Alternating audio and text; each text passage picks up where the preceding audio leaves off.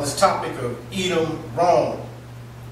And many brothers have used this book entitled History of Jewish Civilization to attempt to prove that the Romans are Edomites. But we're going to take you through it and explain what's written here. We're going to give you some insight on who wrote it and why it reads the way it reads, Edom-Rome. We're also going to prove that that doctrine is false, or that claim is false, based on this rabbinical writing and other rabbinical writings, because they didn't even mean that. So we're going to pick up on page 94, and we're going to go through this very slow so you can understand what's going on.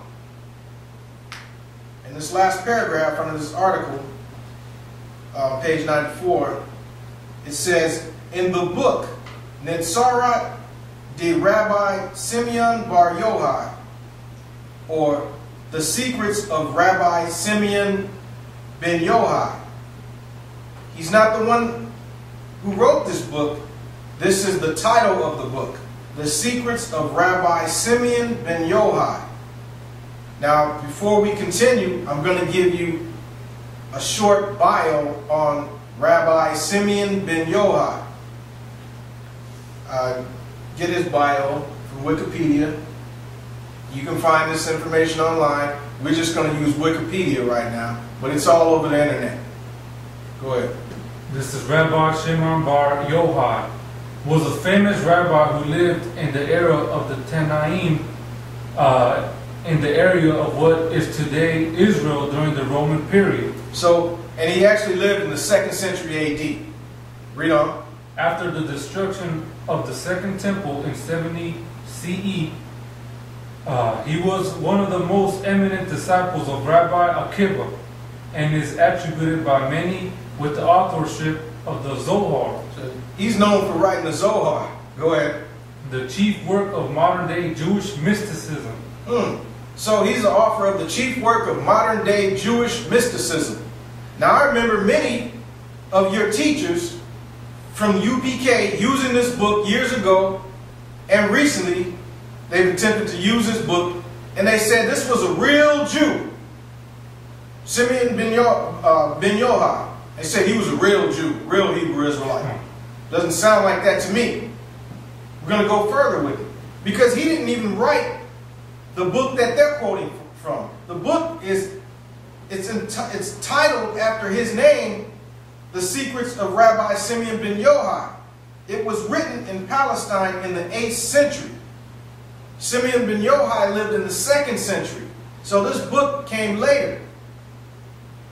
Alright, and going down to Works and Legends. Let's find out more about him. This is Works and Legends. He acquired a reputation as a worker of miracles, and on this ground was sent to Rome as an envoy, where he exorcised from the emperor's daughter a demon who had obligingly entered the lady to enable Rabbi Shimon to effect his miracle. So this Rabbi Simeon ben Yochai, who some of you claim was a real Jew, he was in the mysticism. He went and worked so-called miracles and exorcised demons from people in Rome. And you say this was a real Jew. That's interesting.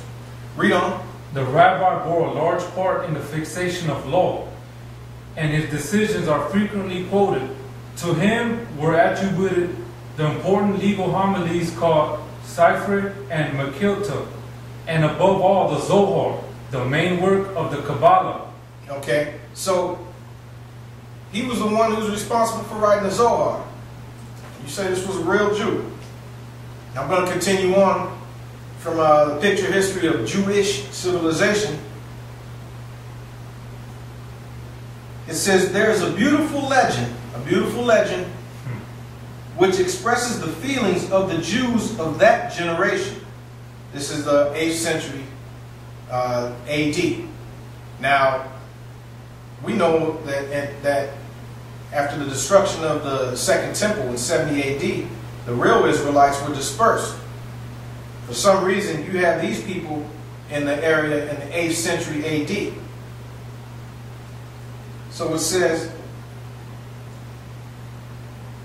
and when he saw that the kingdom of the sons of Ishmael would eventually spread throughout the world, Simeon Bar Yochai wept and said, Lord of the universe, is it not enough for your sons what the evil kingdom of Edom-Rome, as Rome written in brackets, is it not enough for your sons what the evil kingdom of Edom-Rome did to them, that you must also send the kingdom of Ishmael against us? The Holy One, blessed be he, answered, do not fear, son of man, for the Holy One, blessed be he, brings the kingdom of Ishmael only to save you from this evil one.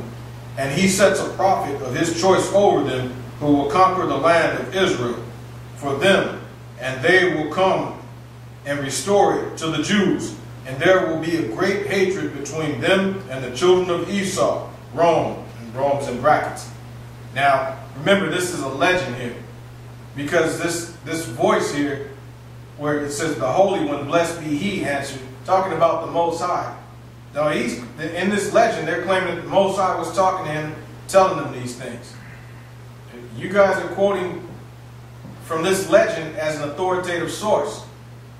I find that interesting. Now, I'm going to give you some information on this book entitled The Secrets of Rabbi Simeon ben Yochai. And this is also from Wikipedia. And I'll be reading the quote from Wikipedia. The Secret of Rabbi Simeon ben Yochai is a Jewish apocalypse of the mid-8th century, which present a Judaic messianic interpretation of the Arab conquest of the early 7th century. Now, this is a Judaic messianic interpretation, meaning they didn't believe in the Messiah who came in the 1st century AD. They thought a Messiah would come in the 8th century AD. So obviously these people are false, and their whole setup is false. These don't sound like real Jews. Alright, this is talking about this is a Judaic messianic interpretation of the Arab conquest in the early 7th century. Obviously, the 7th century came and went, and no Judaic Messiah came on the scene. So you can throw that book out the window, along with Rabbi Simeon ben Yochai. All right, but let's get some information on how this came about, how this Edom-Rome thing came about. Why did the rabbinical Jews refer to Edom as Rome? And we're going to go once again to Wikipedia under the section in the article of Edom, the article on Edom. Go ahead. Identification with Rome. Now this is the last paragraph entitled Identification with Rome. Read on. Later in Jewish history, the Roman Empire came to be identified with Edom. So later in Jewish history, the Roman Empire came to be identified with Edom. Read. And specifically, the remnants of Amalek. That's interesting as well, because the remnants of Amalek were wiped out according to Scripture. Read on. This can be seen in rabbinic and Pharisaic writings such as the Mishnah or the Talmud. So if you want to find this information, you have to go to Pharisaic and rabbinical writings such as the Mishnah and the Talmud.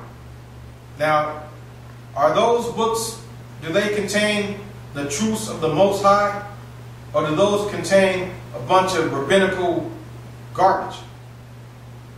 You decide. Read on. The Spanish rabbinic leaders Rambam and Ibn Ezra, the French rabbinic scholars Rashi, and Tashbot, Babylonian Jewish scholars like Saadia, Gaon, and other Jewish exilarchs